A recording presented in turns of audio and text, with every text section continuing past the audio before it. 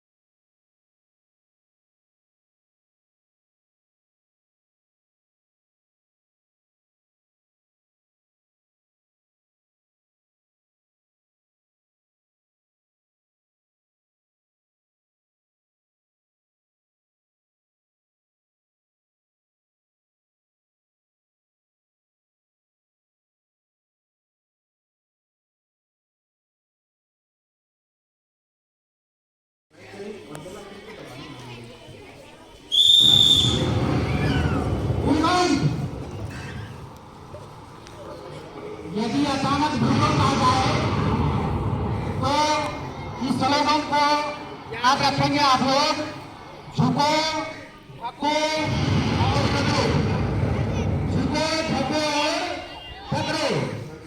तैयारी में ही भूकंप के समय यदि कोई भी वस्तु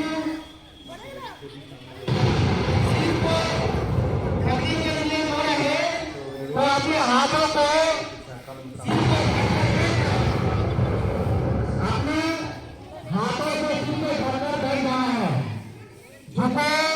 ढको और पकड़ो।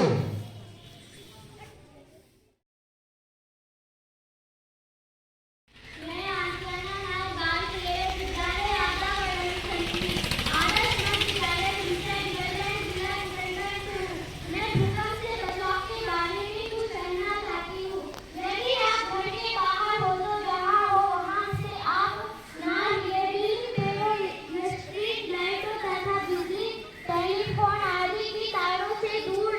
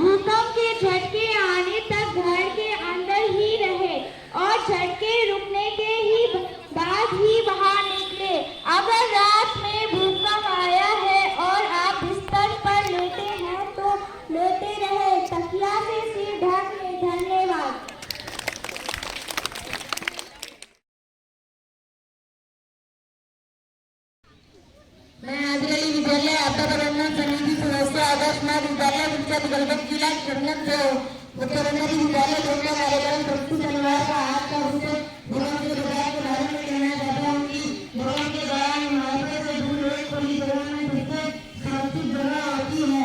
अगर आप घर के अंदर हैं तो एक बेड टेबल बिस्तर या दरवाजे के नीचे और दूसरी दीवारों और सीढ़ियों के नीचे कवर लें।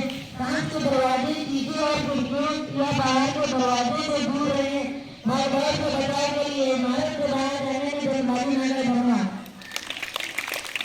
यदि आप घर इमारत के अंदर हैं, झुके कवर करें और कपड़े किसी मेज या मजबूत फर्नीचर के नीचे झुके। एक हाथ से सिर को कवर करें और दूसरे हाथ से फर्नीचर को पकड़े। मार्ग में खड़े न हो। खिड़कियों, आईनों, किताबों की अलमारियों और अन्य असुरक्षित भारी वस्तुओं से दूर रहें। बाहर की तरफ न भागे। धन्यवाद। सक्षम की छात्रा हूँ। यदि आप स्टेडियम सभागार में हैं, बाहर की तरफ ना भागे। अपनी जगह पर रहते हुए आपने सिर को हाथ से झटके रूप से जाने तक धैर्य बनाए रखे। तत्पश्चात व्यवस्थित रूप से बाहर निकले। बच्चों, गुरु एवं विकलांगों को पहले बाहर निकलने दें। भगदार ना मचाए। धन्यवाद। झटके रुक जाने के बाद यदि आप स्वयं घायल हैं तो पहले अपना उपचार कराएं और यदि आप सुरक्षित हैं तो दूसरों की मदद करें। अपना धैर्य और संयम बनाए रखें एवं प्रभावित व्यक्तियों की मदद करें। अगर कहीं आग लगी हो तो तुरंत अपनी समझ सेवा 101 एवं पुलिस नियंत्रण कक्ष 100 के सूचित करें। धन्यवाद।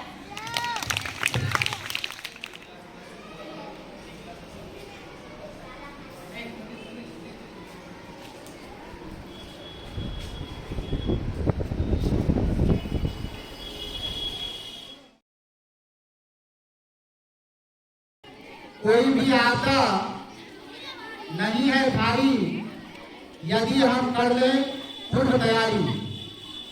आदर्श विद्यालय के आदर्श बच्चों, जैसा कि आप सबको पता है कि आज शनिवार है और प्रत्येक शनिवार को हम लोग मुख्यमंत्री विद्यालय सुरक्षा कार्यक्रम करते हैं और आज सुरक्षित शनिवार का विषय है भूकंप से होने वाले खतरे और इससे बचाव के संदर्भ में जानकारी और मॉक ड्रिल। तो आप लोगों को भूकंप से बचने का मॉक ड्रिल अभी कराया गया। अब कुछ और बातें हैं भूकंप संबंधी जो आप लोगों को जानकारी रखनी है। जैसे हमारा किशनगंज जिला कितने जोन में आता है? हमारा किशनगंज जिला जोन 4 में आता है। मतलब हमारा क्षेत्र भी भूकंप प्रभावित क्षेत्र में आता है। इसलिए हमें भूकंप से बचने की सारी जानकारी रखनी चाहिए। तो भूकंप, भू और कंप 2 शब्दों से बना है। भू का मतलब होता है भूमि और कंप का मतलब कांपना। क्या हो गया? भूमि का कांपना। जब पृथ्वी के अंदर एवं बाहर होने वाली आंतरिक क्रियाओं के कारण जब पृथ्वी में हलचल होने लगता है, पृथ्वी कांपने लगती है, हिलने लगती है, तो इस स्थिति को भूकंप कहते हैं। अब भूकंप ये तो जानते हैं कि भूकंप से बहुत ही विनाशकारी घटना के रूप में आती है, विध्वंसकारी घटना के रूप में आती है। भूकंप से भूस्खलन पैदा होता है, सुरक्षा बांध टूट जाते हैं, आकस्मिक बाढ़ आ जाती है। भूकंप के दौरान होने वाले बहुत सारी जानमाल की क्षति, जैसे घरों के दरवाजों, खिड़की, अलमारी, टेलीविजन जैसे गैर संरचनात्मक सामानों के कारण होती है, जबकि ऐसी क्षति से बहुत हद तक बचा जा सकता है। जो गैर संरचनात्मक है उसकी क्षति से हम सावधानी बरतकर बच सकते हैं। तो अब है कि भूकंप सुरक्षा के लिए हम क्या करें, क्या नहीं करें। तो तीन स्थिति है: भूकंप से पहले, भूकंप के समय और भूकंप के बाद। तो भूकंप से पहले हम क्या तैयारी करें भूकंप से बचने के लिए? ये तो जानते हैं कि भूकंप में बहुत से भवन ध्वस्त हो जाते हैं। तो जब भी हम नया भवन बनाते हैं तो भवन निर्माण के दौरान स्थानीय भवन मानक का अनुपालन करना जरूरी है। कहने का मतलब हम मकान इस तरह का बनाए, अगर भूकंप आता है तो भूकंप से मकान क्षतिग्रस्त नहीं हो, उसके सभी मानक का ख्याल रखते हुए हम मकान बनाए। छत एवं नींव में प्लास्टर के गहरे दरारों को ठीक करेंगे। बाहर की तरफ खुलने वाला दरवाजा भी लगाना जरूरी है। दीवार, छत एवं गैर संरचनात्मक सामग्रियों के गिरने वाले खतरों से सचेत रहेंगे। अब है भूकंप के दौरान आप विद्यालय में हैं, अचानक भूकंप आ गया, आप वर्ग कक्ष में हैं, उस समय भूकंप आ गया तो क्या करेंगे? क्या करेंगे? अभी आप लोग को एक स्लोगन बताया गया ना, क्या? झुको, ढको और पकड़ो।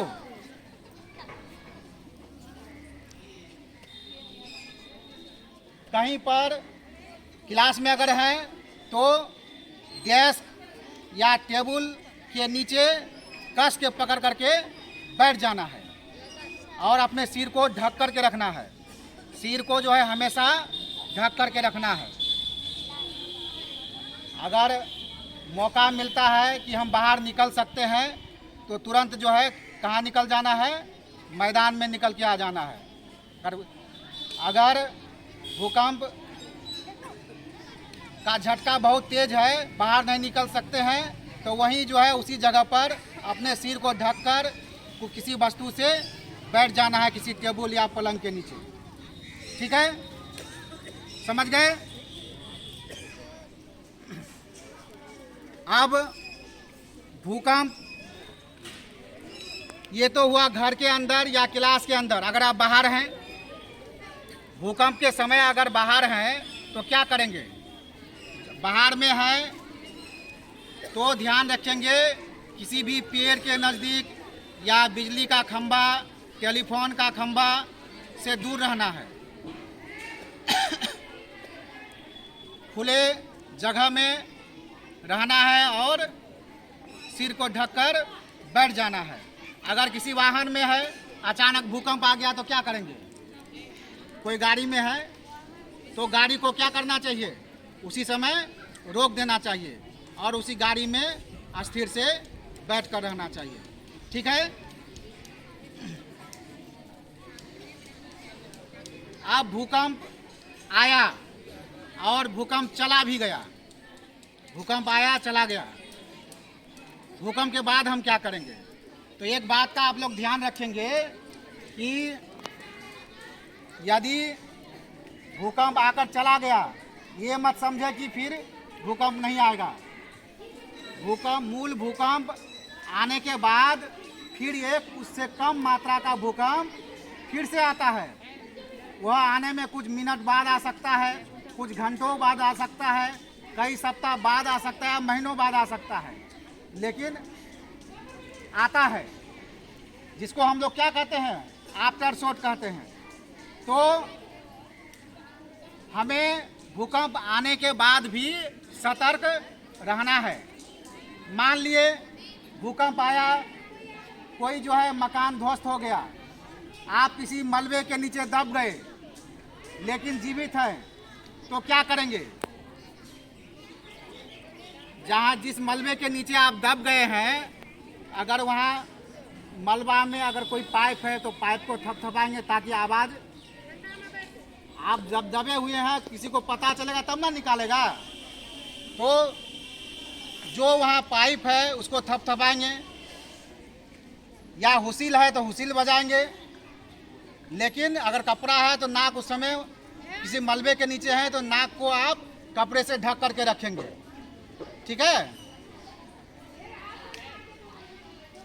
अगर लास्ट कोई उपाय नहीं रहा तो लास्ट में आपको आवाज़ देना है, बचाओ बचाओ आवाज़ देना है, ताकि आपकी का आवाज़ दूसरे तक पहुंच सके और आपको बचाया जा सके, ठीक है।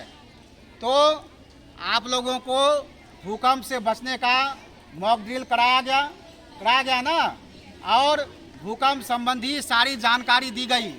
अब सभी जानकारी रखनी है। और अचानक भूकंप आता है, यह एक प्राकृतिक आपदा है जो बताकर नहीं आता है। तो अचानक आ जाए भूकंप तो क्या करेंगे, सारी जानकारी बचने का हमको रखना है, ठीक है। चलिए, धन्यवाद।